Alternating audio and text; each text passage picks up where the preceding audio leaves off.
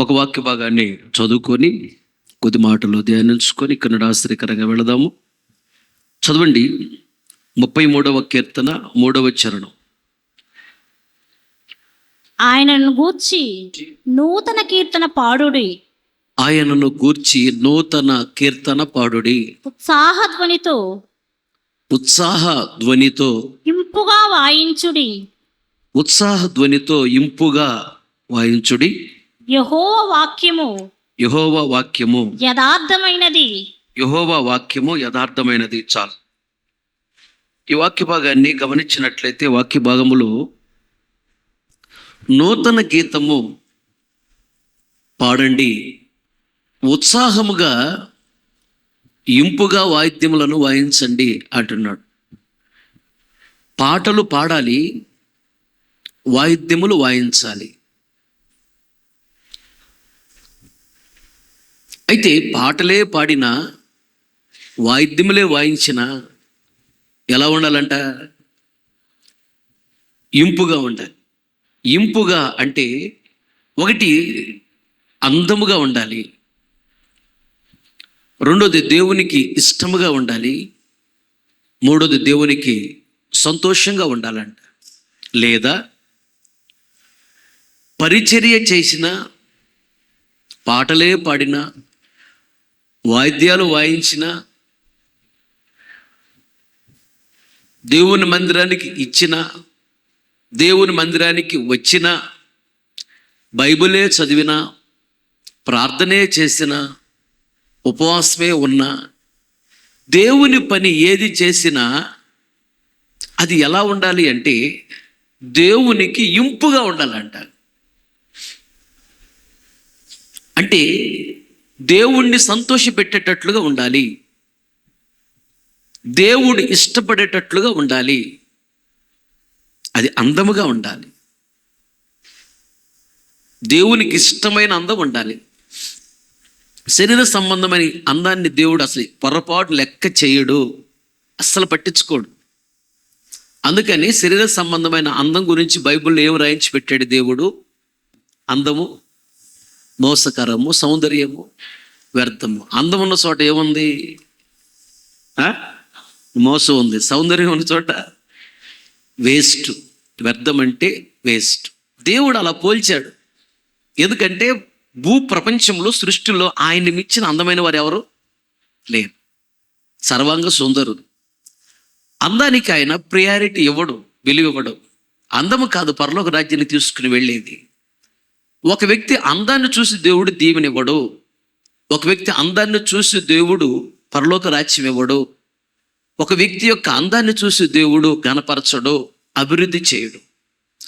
అసలు దేవుడు దృష్టిలో అది వేస్ట్. అందము, సౌందర్యం అనేది మనుషులు ఇస్తారు, దేవుడు అసలు విలువివ్వడు. ఎందుకంటే చనిపోతే అది దేనికి పనికిరాదు, మట్టిలో పెడితే మట్టిలో కలిసిపోతే దేనికి పనికిరాదు. ఇంపుగా ఉండాలంటే అందంగా ఉండాలి. అందం అనగా శరీర సంబంధం అందం కాదు, ఆత్మ సంబంధమైన అందం దేవుడు కోరుకునేది. ఆత్మ సంబంధమైన అందము అనగా అర్థం ఏంటంటే భక్తి, పరిశుద్ధత. దీన్ని ఆత్మ సంబంధం అందం అంటారు. పరిశుద్ధంగా బ్రతకటమే ఆత్మ సంబంధమైన అందం, యథార్థంగా బ్రతకటమే ఆత్మ సంబంధమైన అందం, నీతిగా బ్రతకటమే ఆత్మ సంబంధమైన అందం.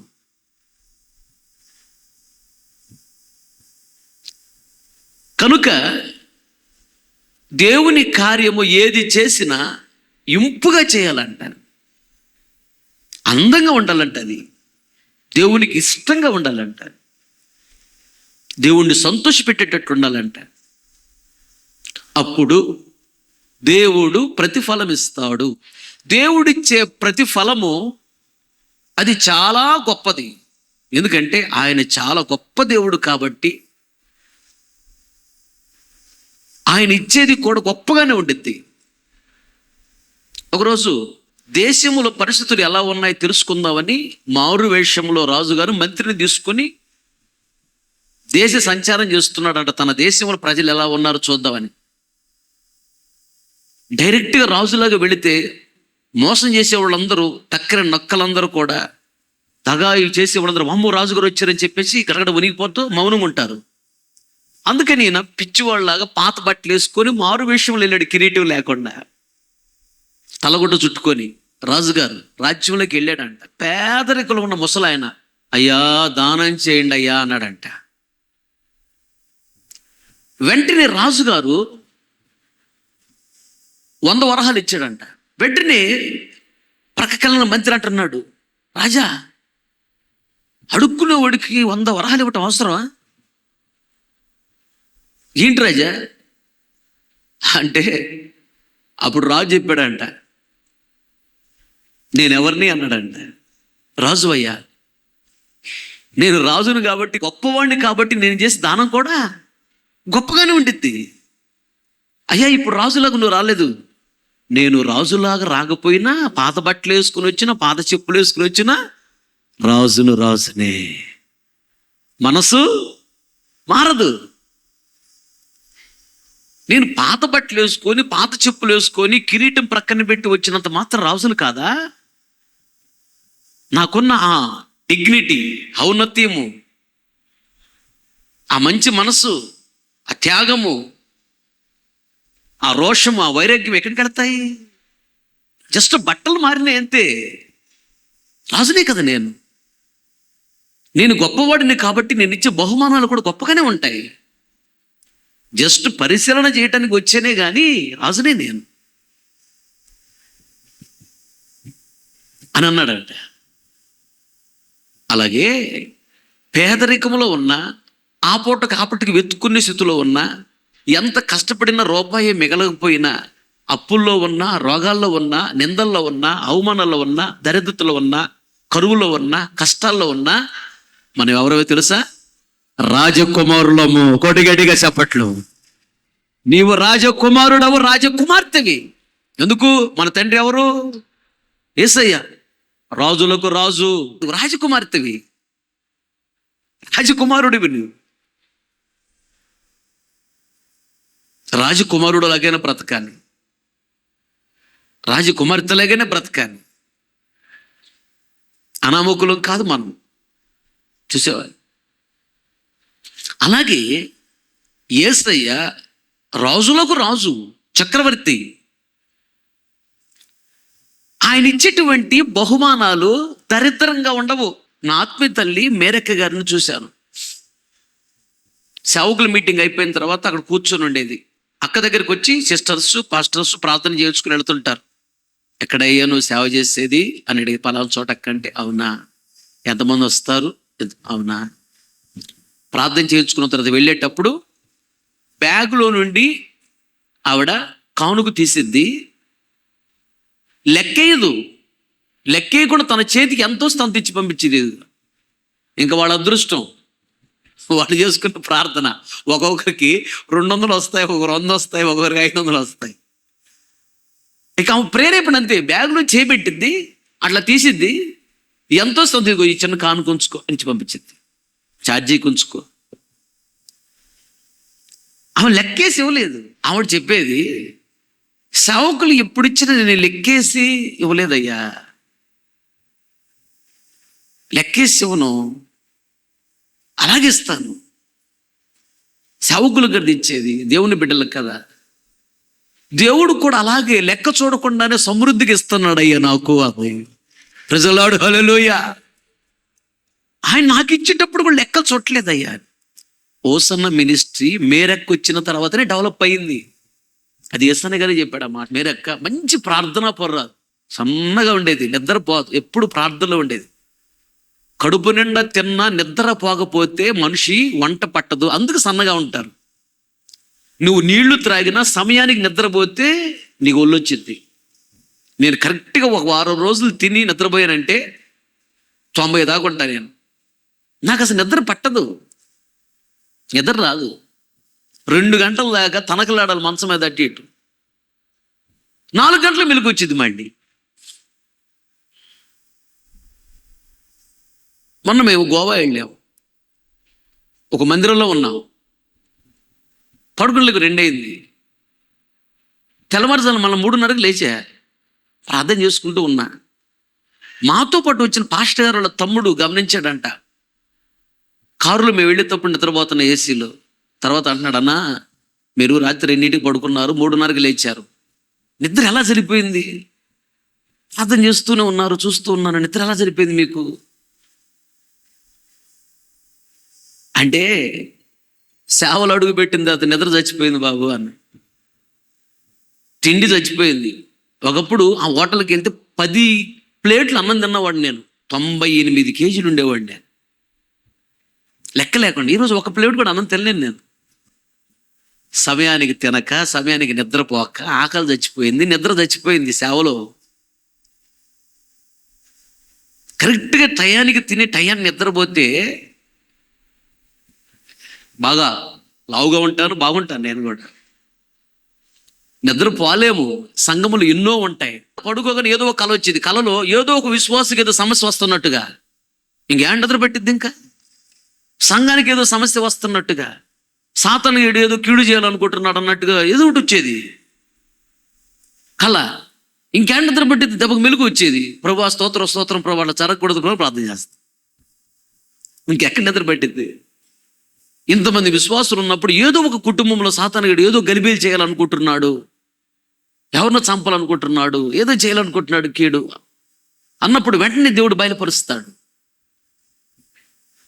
వెంటనే దానికోసం ప్రార్థన చేయాలి, ఆ విషయం కొరకు ప్రార్థన చేయాలి. ఇంకెప్పుడు నిద్రపోయేది? సమయానికి తిండి, సమయానికి నిద్ర ఉండదు కాబట్టి సమృద్ధిగా ఉంది, అయినా వంట పట్టదు, అందుకు సన్నగా ఉంటారు. ఏసన్న గారు కూడా సన్నగా ఉండేవాడు, వయసులో లావు ఉన్నాడు, తర్వాత సన్నగా అయిపోయాడు. బాధ్యత, సంఘం మీద ఉన్న బాధ్యతను బట్టి. ఏ బాధ్యత లేకుండా కడుపు నిండా తిని కడ్డారు నిద్రపోతే బాగా ఊళ్ళో వచ్చి బ్రహ్మాండంగా ఉంటాం. సమయానికి నిద్ర ఉండదు, సమయానికి స్నానం ఉండదు. కనుక ఇక్కడ మనం గమనించినట్లయితే శరీర సంబంధమైన అందము కాదు ముఖ్యము, దేవునికి ఇష్టమైన అందము కావాలి. దేవుని పని చేసినప్పుడు క్రొత్తగా ఉండాలంట. ఎన్నో కోట్ల మందిని సృష్టించాడు కదా మనుషులను, అందరికి ముక్కు ఇక్కడే ఉంది, అందరికి కళ్ళు ఇక్కడే ఉన్నాయి, అందరికి నోరు ఒకే చోట ఉంది, అందరికి చెవులు ఒకే చోట ఉన్నాయి.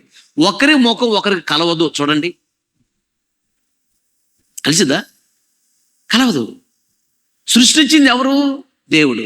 దేవుడు సృష్టించేటప్పుడు ఒకసారి సృష్టించిన తర్వాత సేమ్ పీసు రెండోది సృష్టించడు, కొంచెం క్రొత్తగా చేస్తాడు. దేవునికి క్రొత్తదనం అంటే చాలా ఇష్టం, పాతది నచ్చదు ఆయనకి. అందుకని దేవుడు ఏమన్నాడు, పాతవి గతించిన సమస్తమును క్రొత్తవాయను. ఒకసారి సృష్టించిన పాతదాన్ని మరలా సృష్టించడానికి ఆయన ఇష్టపడడు, ఆయనకి క్రొత్తది కావాలి, క్రొత్తగా సృష్టిస్తాడు, సృష్టికర్త కదా. అలాగే మొక్కలను చూడండి, వృక్షాలు చూడండి, సేమ్ ఆకులు ఉండవు. ఒక చెట్టుకి ఇంకొక చెట్టుకి ఆకులు కలిసినా కాయలు కలవు, ఆకులు కాయలు కలిసిన కాండము కలవదు. చెట్లన్నీ గమనించండి, ఆయనగా సృష్టించింది. ఎలా సృష్టించాడు అంటే క్రొత్తగా. ఒక చెట్టును సృష్టించిన తర్వాత సేమ్ చెట్టును సృష్టించడు, క్రొత్తగా ఇంకొక దాన్ని సృష్టిస్తాడు. ఆయన పేరు సృష్టికర్త, క్రొత్తగా సృష్టిస్తాడు. నీ జీవితంలో కూడా చదువు లేదే, ఉద్యోగం లేదే, వ్యాపారం లేదే, మనకు ఆదాయం వచ్చేదేమి లేదే, మనం ఎలా అభివృద్ధి చెందాలి, ఎలా బాగుపడాలి, ఎలా దీవించబడాలి, మనకు భవిష్యత్తు ఉండిద్దంటావా? వాక్యాలు చూస్తే నాకు రాబోద్దు మీరు గొప్పోళ్ళు అవుతారు అంటాడు దేవుడు. ప్రపంచంలో గొప్పోళ్ళు అవుతారు మీరు అంటాడు మా పాస్టర్ గారు. మనకు చూస్తే నామో తింటారుగా గడవట్లేదు అని అనుకుంటావు నువ్వు. మన దేవుడు ఎవరంటే సృష్టికర్త. ప్రజలాడు హల్లెలూయా. ఆయన ఏదైనా సృష్టించగలడు, కొత్తగా సృష్టించగలడు. క్రియేటర్, క్రియేట్ చేయగలడు ఆయన. ఆయనకు అసాధ్యమైన ఏమీ లేదు. ఆయన ఏమైనా చేయగల సమర్థుడు. ఆయన ఎవరు అనేది నీకు తెలియాలి. ఒక మనిషిలాగా ఎప్పుడు దేవుడు చూడకు, మనిషి కాదు ఆయన. సర్వ సృష్టికర్త, సర్వశక్తి గల దేవుడు ఆయన, ఏమైనా చేయగలడు. మాకు అసాధ్యం ప్రభువా, నీకు సమస్తం సాధ్యమే. నువ్వు చేయలేనిది ఏముంది ప్రభువా, నీకు సమస్తం సాధ్యమే కదా. ఆయన ఏది చేసినా క్రొత్తగా చేస్తాడు, క్రొత్తగా చేయటానికి ఇష్టపడతాడు, పాతది ఇష్టపడడు. అలాగే మనము సేవ చేసినా, పరిచర్య చేసినా, పాటలే పాడినా, వాయిద్యాలే వాయించినా, దేవుని కార్యం ఏది చేసినా, దేవునికి ఏది ఇచ్చినా ఎలా ఉండాలంట? ఒకటి ఇంపుగా ఉండాలి. ఇంపు అంటే ఏం చెప్పాను? అందముగా ఉండాలి. దేవునికి కానుకిస్తున్నావు, అది అందంగా ఉండాలంట. ఎప్పుడు అందంగా ఉండిద్ది? నువ్వు హృదయపూర్వకంగా సంతోషంగా నేను దేవునికి ఇస్తున్నాను, దేవుడు నాకు ఇస్తాడు, నువ్వు సనుక్కోకుండా గొనుక్కోకుండా సంతోషంగా నువ్వు దేవునికి ఇచ్చినప్పుడు అది దేవుని దృష్టిలో ఇంపుగా ఉంటుంది, అందముగా ఉంటుంది. దేవునికి స్తోత్ర. ఇంకొకటి ఏంటంటే, దేవుడు నాకు ఇన్ని మేలులు చేశాడు కదా, నేను దేవునికి ఎంత ఇచ్చినా ఏమిచ్చినా ఎంత చేసినా రుణస్థుడనే. నీ చాలా ఇచ్చేలే, చాలా చేసేలే అంటే నీవిచ్చేది దేవునికి అందముగా ఉండదు. దేవుడు నాకు చేసిన దాంతో పోల్చుకుంటే దేవునికి నేనేమిచ్చాను? నేను ఇచ్చింది చాలా తక్కువ, దేవుడు నాకు ఇచ్చింది చాలా ఎక్కువ. దేవునికి నేను ఎంత ఇచ్చినా ఇంకా రుణస్థుడనే, రుణస్థురాలనే. ఆయన రుణం నేను తీర్చుకోలేను. నన్ను పాపం నుంచి విడిపించాలని, శాపం నుంచి విడిపించాలని, నరక అగ్ని నుంచి విడిపించాలని నా కొరకు రక్తాన్ని చిందించి ప్రాణాలు పెట్టాడు ఆయన. నేను ఏమి చేసిన రుణస్థుడనే, రుణస్థురాలనే అని నువ్వు దేవునికి చేస్తావే, దేవునికి ఇస్తావే కృతజ్ఞత కలిగి. ఇది దేవునికి అందమైన కార్యము, ఇంపైన కార్యము. దేవునికి స్తోత్ర, హల్లెలూయా. దేవునికి ఇష్టంగా ఉండాలంట, కృతజ్ఞత భావముతో సంతోషంగా, ఉత్సాహంగా, ఆనందముగా దేవుని పని ఏం చేసినా అలా చేయాలి. అప్పుడు దేవునికి ఇంపుగా ఉంటుంది నువ్వు చేసేది, అందముగా ఉంటుంది, ఇష్టంగా ఉంటుంది, దేవునికి సంతోషం కలిగించేటట్టుగా ఉంటుంది. కనుక దేవుడు నీకు అన్ని సమృద్ధికి ఇచ్చి నిన్ను సంతోషింపజేస్తాడు. ఆమె చెప్పండి అందరూ ఆమె. ఆయన కార్యం ఏది చేసినా ఇంపుగా చేయాలి. ఆ తరువాత క్రొత్తగా ఉండాలంట. అర్థమయ్యేటట్టు చెప్తా. క్రొత్తగా నేను పాట పాడినప్పుడు ఎలా ఉందో, ఇప్పుడు నేను పాడుతున్న పాటలు ఎలా ఉంటాయో కంపేర్ చేసుకుంటా ఉంటాను. నేను జీవాధికారి అని పాట పాడాను. ఎలా ఉందన్న సీడీ అన్నారు కదా అని అడిగితే, రామోహన్ సురేష్ అన్న విని అన్నాడు. అప్పుడు మీటింగ్స్కి వచ్చి వెళ్తా ఉన్నాడు. పాస్టర్ పాట నువ్వు పాడావు, వేరియేషన్తో పాడాలి, వాయిస్లో కూడా మార్పు రావాలి పాస్టర్, సింగింగ్ స్టైల్ మారాలి పాస్టర్ అన్నాడు. అంటే నాకు అర్థం కాలేదన్న. ఆయనకు పాడటం రాదు, అన్న బాగా రాస్తాడు పాటలు. ఇలా పాస్టర్, నేనే సింగర్ను కాదు చెప్పడానికి, కానీ ఒక అవగాహన ఉంది కాబట్టి చెప్తున్నాను. అన్న చెప్పండి అన్న, పర్లేదు, నేను ఏమనుకున్నా, నాకేం తెలియదని నేర్చుకుంటానన్నా. అప్పుడు చెప్పాడు, వేరియేషన్ అంటే మొదటిసారి పాడినట్టు రెండోసారి పాడకూడదు ఆ లైను, దాన్ని వేరియేషన్ అంట. వాయిస్లో కూడా మార్పు రావాలి, స్మూత్నెస్ రావాలి, బై ప్రాక్టీస్ వల్ల వస్తుంది అని కొన్ని విషయాలు చెప్పాడు అన్న. డైరెక్టర్ కూడా చెప్పేదాన్ని బట్టి మనసులో పెట్టుకొని ప్రాక్టీస్ చేశా. ఒకప్పుడు నేను సిలో కూడా పాడలేను. పాట అంటే డీలో పాడాలి, అంతకంటే తక్కువలో పాడకూడదు. డి స్కేల్ అంటారు దాన్ని. డీలో నేను పాడలేను, కనీసం డీలో పాడితే డెప్త్గా ఉండేది.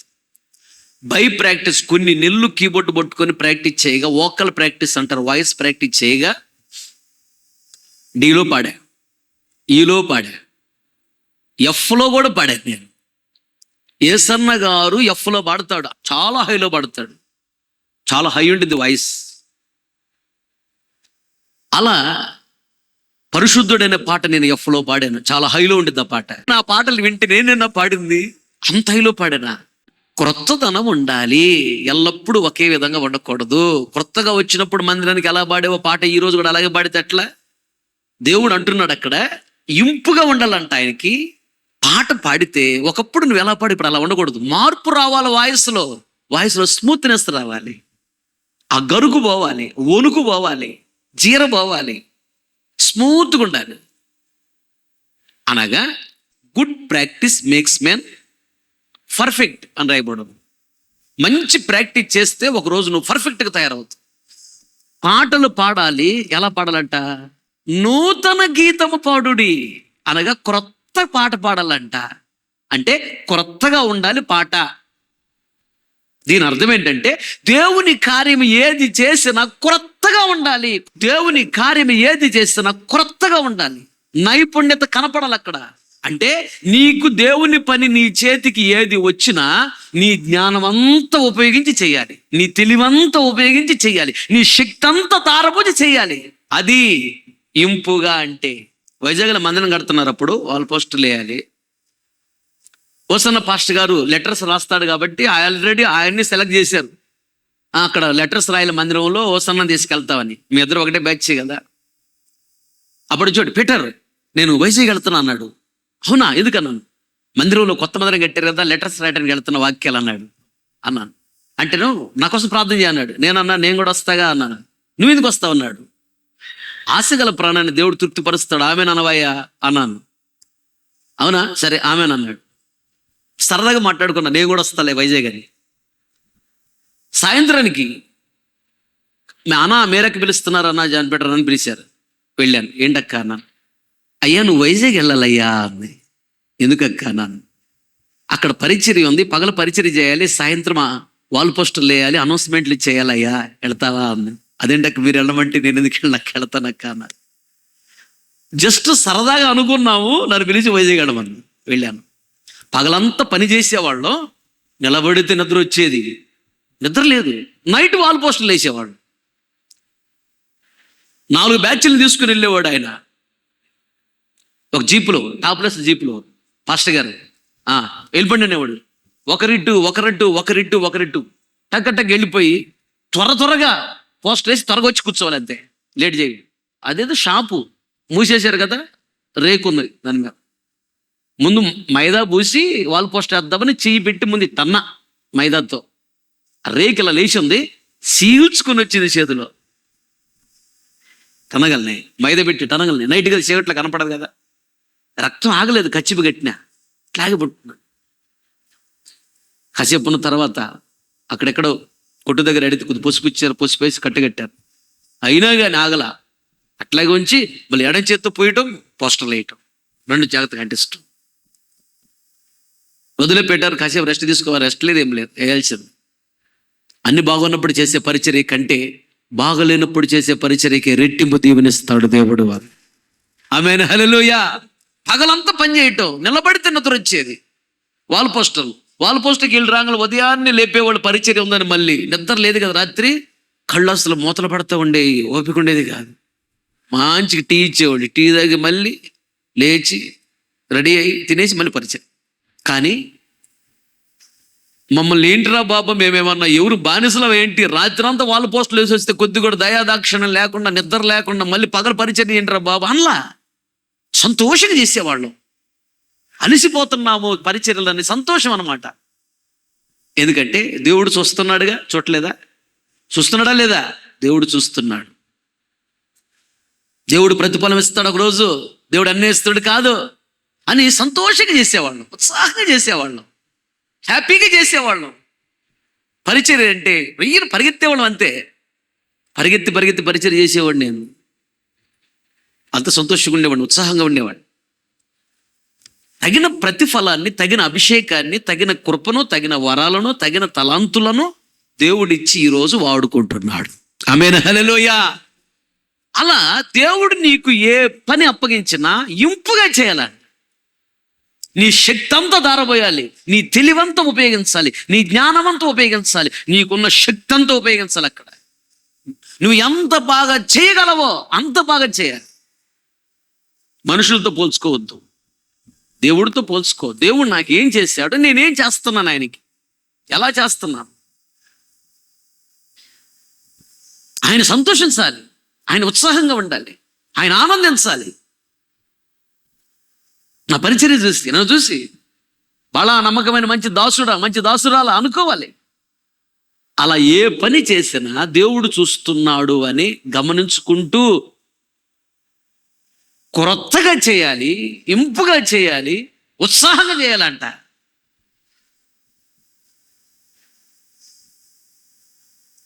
అప్పుడు దేవుడు నిన్ను ఆశీర్వదిస్తాడు. ఆమేన్, హల్లెలూయా. వాయిద్యములు వాయించండి, ఉత్సాహంగా వాయించండి. వాయిద్యములు వాయించటం అంటే చప్పుడు చేయటం, శబ్దం చేయటం. ఎదుటి వారికి సువార్తను ప్రకటించావా, అది శబ్దం. సాక్ష్యం చెప్పావా, అది శబ్దం వినిపించటం. అది ఉత్సాహంగా ఉండాలి.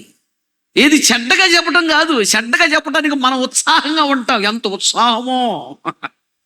రేపు నిన్ను కూడా అలాగే అప్పగిస్తాడు. నీ గురించి కూడా, నీ కుటుంబం గురించి చెడ్డగా చెప్పుకోవటానికి అందరూ ఉత్సాహాన్ని ఇస్తాడు. జాగ్రత్త. అది దేవుని గురించి చెప్పటానికి దేవుడు మనల్ని పిలిచాడు. మనుషుల గురించి మనుషులకు చెప్పటానికి దేవుడు మనల్ని పిలవలేదు. దేవుని గురించి మనుషులకు చెప్పటానికి దేవుడు మనల్ని పిలిచాడు. ఆమేన్. దేవుని గురించి మనుషులకు చెప్పాలి, మనుషుల గురించి దేవునికి చెప్పాలి. దీనికి దేవుడు మనల్ని సృష్టించాడు. Note this point. దేవుని గురించి మనుషులకు చెప్పటానికి ఈ నోరిచ్చాడు, మనుషుల గురించి దేవునికి చెప్పటానికి ఈ నోరిచ్చాడు. మనుషుల గురించి మనుషులకు చెప్పటానికి దేవుడు నోరు ఇవ్వలేదు, కానీ మనుషుల గురించి మనుషులకు చెప్పాలి. ఏంటో తెలుసా? ఒక మంచి సాక్ష్యము గురించి చెప్పేటప్పుడు నువ్వు నోరు తెరవాలి. చెడ్డగా సాక్ష్యం చెప్పటానికి నోరు తెరవకూడదు. దానికి నోరు ఇవ్వాల. ఉత్సాహముగా వాయిద్యములు వాయించినప్పుడు శబ్దం వినపడుతుంది. దీని ఆత్మీయ అర్థం ఏంటంటే, సువార్తను ప్రకటించాలి నోటితో, శబ్దం. సాక్ష్యం చెప్పాలి, శబ్దం వినపడాలి. అది ఉత్సాహంగా ఉండాలి. దేవుని గురించి మనుషులకు చెప్పాలి, మనుషుల గురించి దేవునికి చెప్పాలి. దేవుని గురించి మనుషులకు చెప్పటం అంటే సువార్త, మనుషుల గురించి దేవునికి చెప్పటం అంటే విజ్ఞాపన. ఈ శబ్దం వినపడాలి, ఉత్సాహంగా ఉండాలంట, వాయిద్యాలు వాయించాలంట. వాయిద్యాలు వాయించడం అంటే శబ్దం వినపడాలి, ఉత్సాహంగా వినపడాలి. దేవుని గురించి మనుషులకు చెప్పు, ఖాళీగా ఉండద్దు.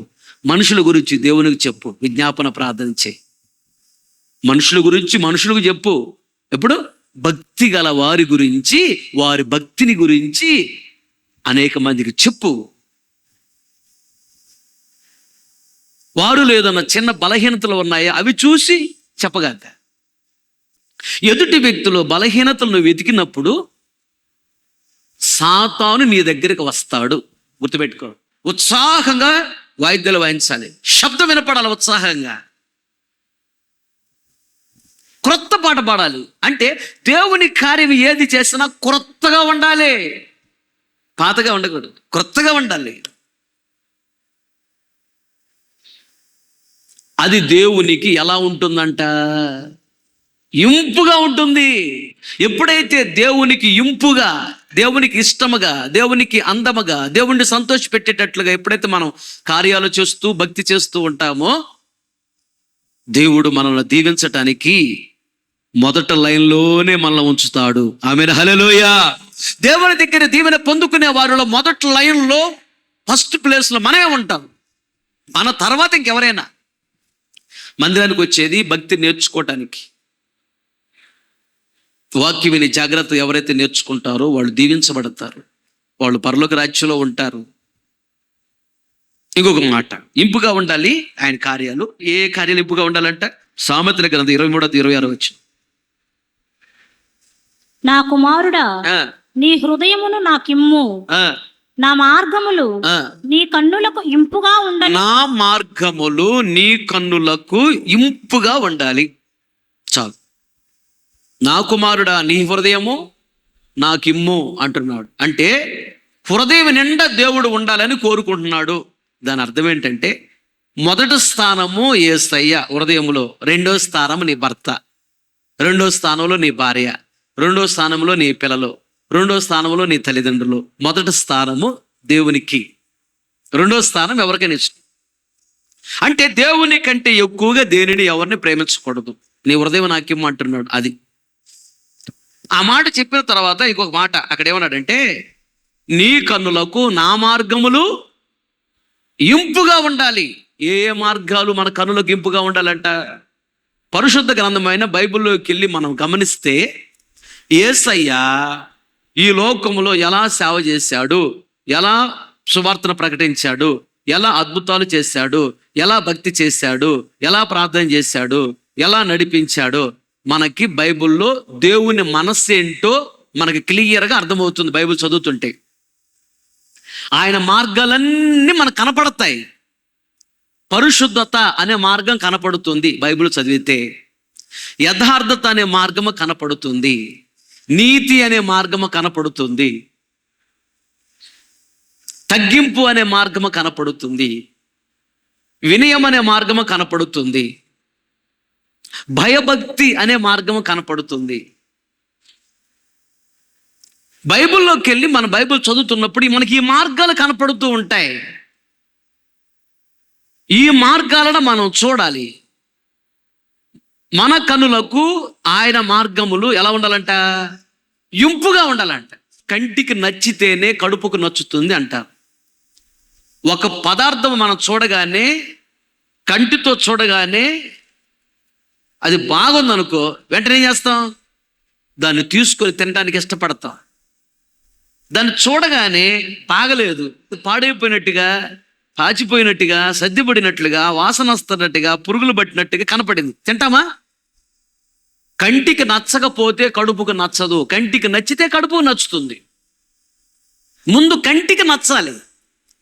ఫర్ ఎగ్జాంపుల్, ఇక్కడ నిలబడ్డా, పైన ఇట్లా చూడగానే పావురం ఒకటి ఉంది అక్కడ, అది రెట్టేయటానికి తిరుగుతుంది, నాకు అర్థమైంది. కంటితో చూసా, ఇక్కడే ఉంటాను నేను, వెంటనే సైడ్కి వచ్చేస్తాను, అమ్మో అది రెట్టేస్తుందని. కంటితో చూడగానే ప్రవర్తన మారిపోతుంది. కంటికి అది ఇష్టమైంది అంటే మనస్సుకు కూడా ఇష్టం అవుతుంది. అందుకని దేవుడు ఏమన్నాడంటే, అసలు నా మార్గాలు నీ కంటికి ఇంపుగా ఉండాలి. ఎప్పుడైతే దేవుని మార్గాలు మనం చూడగానే ఇష్టము కలుగుతుందో, ఆ మార్గాలలో నడవాలని ఇష్టం కలుగుతుంది. ఆమేన్, హల్లెలూయా. అందుకని దేవుడు అంటాడు, నా మార్గములు నీ కన్నులకు ఇంపుగా ఉండాలి, ఇష్టంగా ఉండాలి. నీ కన్నులతో నా మార్గాలను చూడు, అవి ఇష్టంగా ఉండాలి నీకు. అప్పుడు నీ ప్రవర్తనకు కూడా, నీ మనస్సుకు కూడా, నీ శరీరంలో అన్న అవయవాలకు కూడా నా మార్గములు ఇష్టంగా ఉంటాయి అని అంటాడు దేవుడు. ఎప్పుడైతే దేవుని యొక్క మార్గాలను మన కళ్ళతో చూస్తామో, ఇష్టపడతామో, ఆటోమేటిక్గా మన మనసు కూడా ఇష్టపడుతుంది. ఆటోమేటిక్గా మన శరీర అవయవాలన్నీ కూడా అలా నడవటానికి ఇష్టపడతాయి. అలా నడుచుకున్నప్పుడు మనం దీవించబడతాం. అందుకని కీర్తనాకారుడు అంటాడు, ఏమంటాడంటే, నీ మార్గములను, నీ ఆజ్ఞల జాడను చూసి నేను ఆనందించుచున్నాను అన్నాడు. జాడ అంటే మార్గము. నీ ఆజ్ఞల మార్గమును చూసి నేను ఆనందించుచున్నాను అన్నాడు. కీర్తనాకారుడు దేవుని యొక్క ఆజ్ఞల మార్గాన్ని చూశాడంట, చూసి ఆనందించాడంట. అప్పుడు తన శరీర అవయవాలన్నీ ఆనందించాయి. తన శరీర అవయవాలన్నీ కూడా ఆనందముగా ఆ మార్గంలో నడవటానికి ఇష్టపడ్డాయి. నడిచాడు, ఆ మార్గంలో నడిచాడు. కాబట్టి అడవిలో గొర్రెలు కాసుకున్నటువంటి దావీదు, ఏమీ లేని పేదరికంలో ఉన్న దావీదు ప్రపంచంలోనే గొప్పవాడయ్యాడు. ఆమేన్, హల్లెలూయా. తాను చనిపోయి 4000 సంవత్సరాలు ఇప్పటికి తన పిల్లలను దేవుడు దీవిస్తున్నాడు ఆయన భక్తిని బట్టి. అందుకని దేవుని ఆజ్ఞల మార్గాన్ని నువ్వు చూసినప్పుడు బైబిల్లో సంతోషించాలి. అది నీకు ఇంపుగా ఉండాలి, సంతోషంగా ఉండాలి, అది అందంగా అనిపించాలి, ఇష్టంగా అనిపించాలి.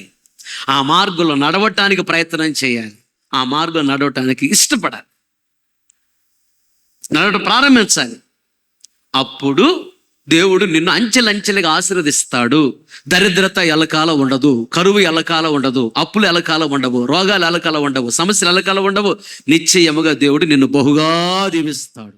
అందుకని కీర్తనకారు రాస్తూ అంటాడు, నా కాళ్ళను దేవుడు లేడి కాళ్ళ వలె చేశాడు అంటాడు. ఎందుకు ఆ మాట అన్నాడంటే, ఈ యొక్క జింక లేదా లేడి యొక్క కాళ్ళు ఉన్నాయి, కాళ్ళకు కళ్ళకు చాలా దగ్గర సంబంధం ఉంటుంది. దీన్ని పట్టుకోవటానికి వస్తున్నట్టుగా కళ్ళతో చూసిందా, చూసిన తర్వాత అదేంటి పులే, అది సింహమా, అది తోడేలా, అది నక్క, ఎంత స్పీడ్లో వస్తుంది, ఎంతసేపటికి వచ్చింది నా దగ్గరికి, ఇవన్నేం ఆలోచించదు. ఇంకా కళ్ళతో ఒక జంతువు తన వైపు చూస్తున్నట్టుగా చూసిందంటే దీనికి తెలియకుండా వెంటనే కాళ్ళు చెంగున లేస్తాయి, కాళ్ళు దూకటం ప్రయత్నం చేస్తాయి. కళ్ళతో చూసిందంటే వెంటనే కాళ్ళు పనిచేస్తాయి, వెంట అక్కడ ఉండదు, సడన్గా లేచి వెళ్ళిపోద్ది అంతే. అదే ప్రాసెస్ ఇక్కడ. అసలు నా మార్గములు నీ కళ్ళకు ఇంపుగా ఉండనిమ్ము, అప్పుడు నీ ప్రవర్తనకు కూడా, నీ శరీరంలో ఉన్న అవయవాలకు కూడా ఇంపుగా ఉంటాయి నా మార్గాలు. అసలు నీ కళ్ళకు నచ్చుతున్నాయా? నీ కళ్ళతో చూస్తున్నావా నా మార్గాలు బైబిల్లో? చెవులతో వింటున్నావా నా మార్గాల గురించి? కళ్ళతో చూసి చెవులతో విన్నావు అంటే ఆటోమేటిక్గా ప్రవర్తన మారిపోదు. ఉదాహరణకి కొన్ని సందర్భాలు, వాళ్ళెవరో దేవుని పాటలే కీబోర్డ్ మీద పాడుకుంటూ వెళ్తున్నారు. నేను వాళ్ళని చూసిన తర్వాత అది విన్న తర్వాత నేను కారులో ఉన్నా, నాకు తెలియకుండానే నేను కారు అద్దం మీద ఇట్లా మ్యూజిక్ వేస్తున్నా. ప్రవర్తన మారిపోయింది చూడు ఆటోమేటిక్గా. దేవుని పాట పాడుతున్నారు, పాట బాగుంది, నచ్చింది. అందుకని దేవుడు అంటాడు, నీ కన్నులకు నా మార్గాలు నచ్చాలి. అసలు ముందు నీ కళ్ళకు నచ్చాలి. నీ కళ్ళకు నేను నడిచిన మార్గం ఉన్నదే, ఎలా తగ్గించుకున్నాను, ఈ భూలోకంలో సేవ చేస్తున్న దినాలలో ఎట్లా కష్టపడ్డాను, ఎలా శ్రమ పడ్డాను, ఎలా నిందలను అవమానాలను శ్రమలను భరించాను, నిందలను సహించాను. ఆ మార్గాలను బైబిల్లో చూడు.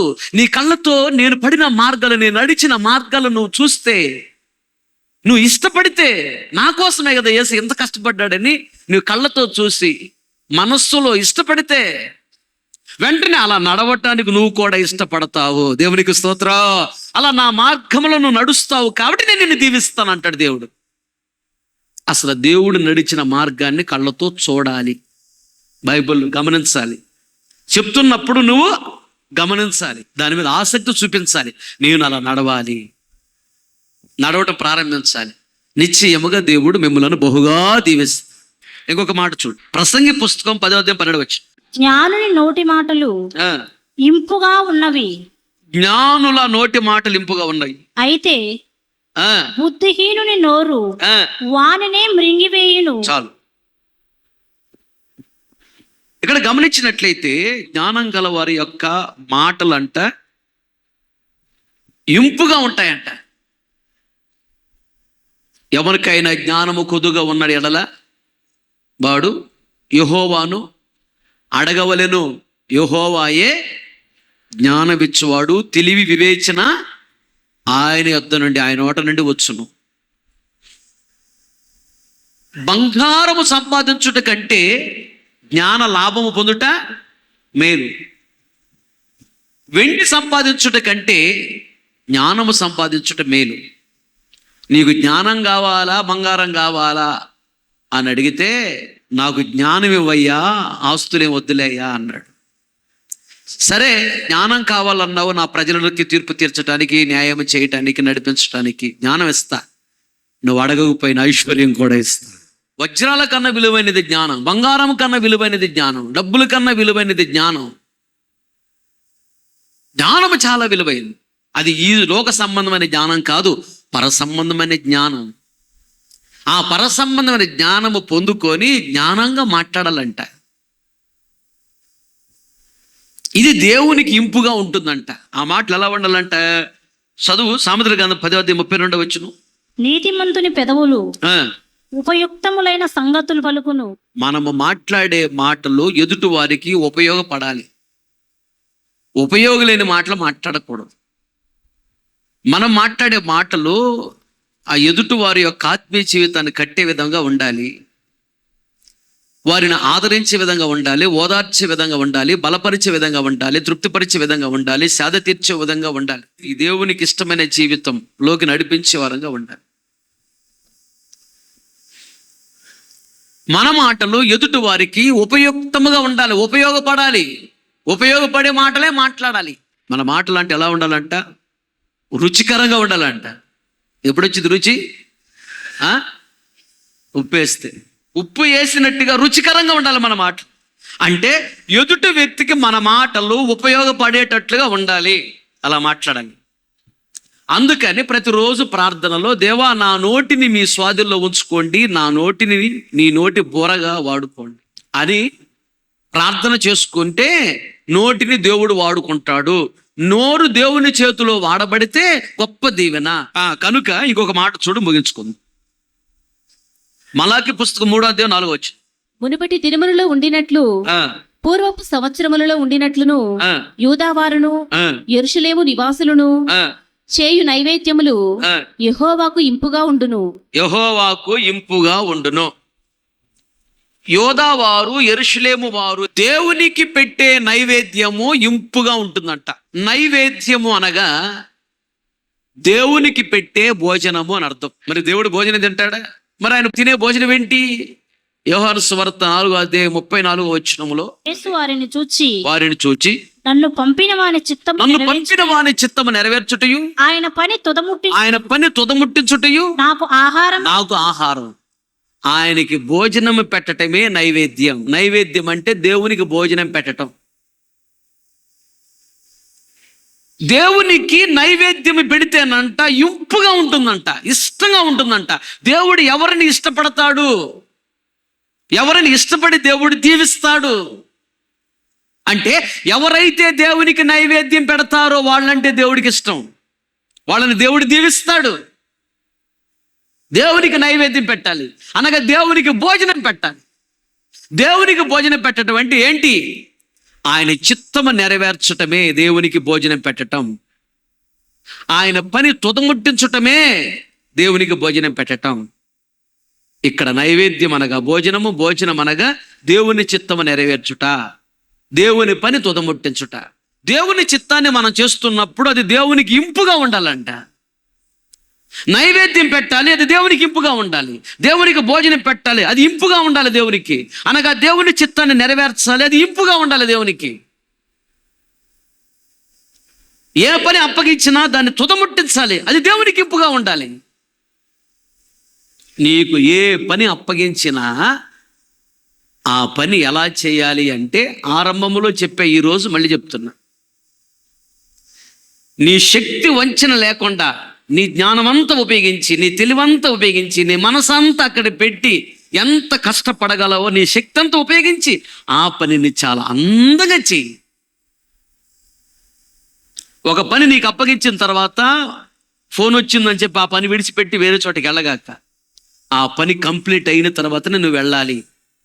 నీ చేతికి అప్పగించిన ఏ పని అయినా శక్తి వంచన లేకుండా చేయాలి. ఆ పని కంప్లీట్ అయ్యేంత వరకు అక్కడి నుంచి నువ్వు వెళ్ళకూడదు. నీకు పని అప్పగించినప్పుడు అప్పుడు నువ్వు చేసేది, నువ్వు పెట్టే భోజనము లేదా నీ నైవేద్యము దేవునికి ఇంపుగా ఉంటుంది. ఆమె ఆయన చిత్తము, కట్టుకునే బట్టలు, తినే తిండి, నడిచే నడక, నడవడిక, ప్రతిదీ దేవునికి ఇష్టమేనా? నా మాటలు దేవునికి ఇష్టమేనా? నేను తినే తిండి దేవునికి ఇష్టమేనా? కట్టుకునే బట్టలు దేవునికి ఇష్టమేనా? నేను చేసే స్నేహాలు దేవునికి ఇష్టమేనా? వెళుతున్న మార్గము దేవునికి ఇష్టమేనా? నేను చేసే ఉద్యోగం దేవునికి ఇష్టమేనా? నేను చేసే వ్యాపారం దేవునికి ఇష్టమేనా? నేను చేసుకుంటున్నటువంటి మ్యారేజ్ దేవునికి ఇష్టమేనా? ప్రతిదీ గమనించి దేవుడికి ఇష్టమైతేనే దాన్ని చేసుకుని ముందుకు వెళితే దీవెన. దీనిని దేవునికి నైవేద్యం పెట్టుట అంటారు. ఈ నైవేద్యం అంట దేవునికంట ఇంపుగా ఉండాలంట, ఇష్టంగా ఉండాలంట. అప్పుడు దేవుడు నిన్ను దీవిస్తాడు. తలలు వంచండి, ప్రార్థన చేసుకో. ప్రేమగల తండ్రి, జీవముగల యేసయ్య, సర్వశక్తి కనికరమగల దేవా, స్తోత్రం స్తోత్రం స్తోత్రం. ఎంతైనా నమ్మదగిన దేవుడవు. ఈ మధ్యాహ్న కాల సమయంలో ఆత్మస్వరూపిగా మా మధ్యకి దిగి వచ్చి మీ దాసుడికి నన్ను మరుగుపరిచి సంఘముతో బహుతేటగా సూటిగా ఆదరిస్తూ, ఓదారుస్తూ, బలపరుస్తూ, తృప్తిపరుస్తూ, సేద తీరుస్తూ, హెచ్చరిస్తూ మాట్లాడిన ప్రతి మాటను బట్టి స్తోత్రం. క్రొత్త పాట పాడాలని, ఉత్సాహముగా వాయిద్యములను వాయించాలని, అది ఇంపుగా వాయించాలని మీరు మాట్లాడుతూ వచ్చారు.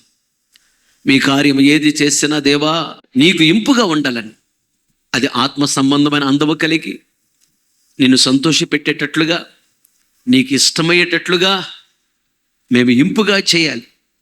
క్రొత్తగా ఆలోచించాలి, ఉత్సాహముగా చప్పుడు చేయాలి దేవా. శబ్దము చేయాలి.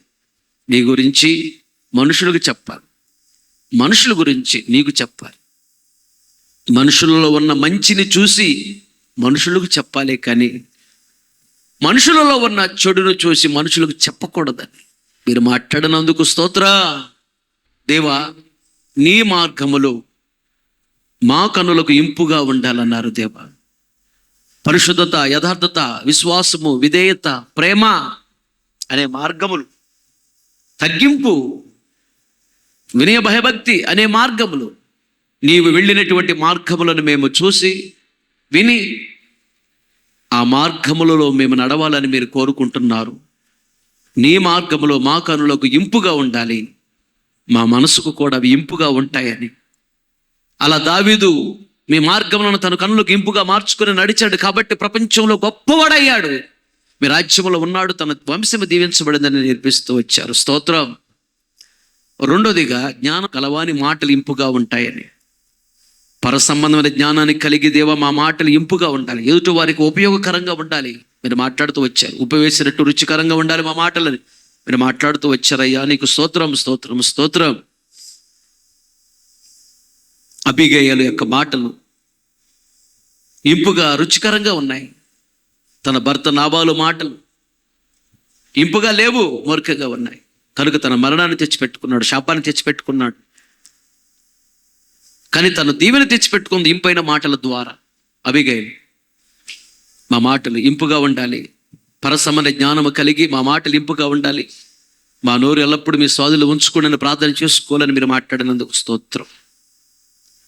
మా నైవేద్యం ఇంపుగా ఉండాలని మాట్లాడారు దేవా. అనగా మేము నీకు పెట్టే భోజనం నైవేద్యం, అది ఇంపుగా ఉండాలి. భోజనం అనగా నీ ఇష్టము నెరవేర్చుట, నీ పని తుదముట్టించుట నీకు భోజనం అన్నది.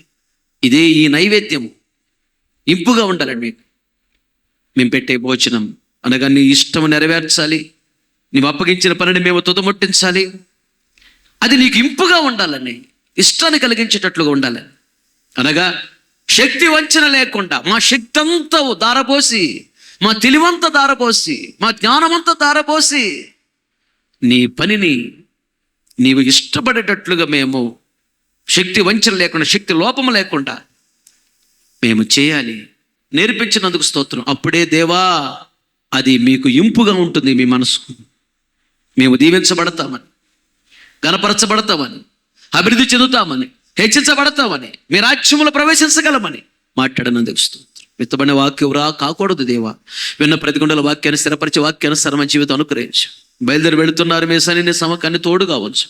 సకాలంలో క్షేమంగా గమ్యము చేరడానికి కృప చూపించమని నేను అడుగుతాను. మీరు వచ్చినప్పుడు కుటుంబ సమేతంగా అందరూ ధైర్యం నిలబడి మీ రాజ్యంలో ప్రవేశించాలి. ఈ బిడ్డలందరూ బహుగా దీవించమని అడుగుతున్నాను. ప్రతిదీ కూడా నీకు ఇంపుగా చేసే కృపను అందరికి అనుగ్రహించమని అడుగుతున్నాను.